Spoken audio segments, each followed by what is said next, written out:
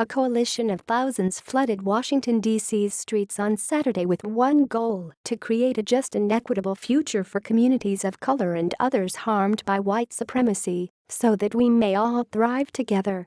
The coalition declares on its website that the March for Racial Justice is a Black and Indigenous-led multi-community movement united in our demands for racial equity and justice.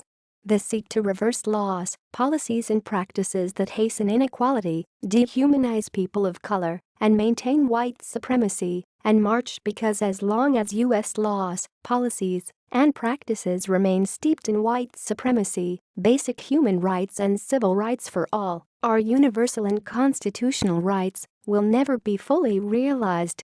Participants in Saturday's march, also marketed as the March for Black Women, passed the Trump Hotel and the Department of Justice on their way to the National Mall, where a stage faced the Capitol building for a racial justice rally. Meanwhile, more than a dozen sister marches took place across the country.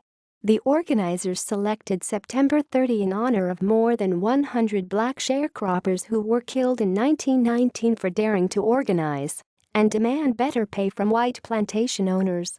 Many shared on social media photos and videos of their signs and speeches, which called out discrimination that people of color often still face in the United States, but also celebrated efforts to raise awareness about inequality and injustice.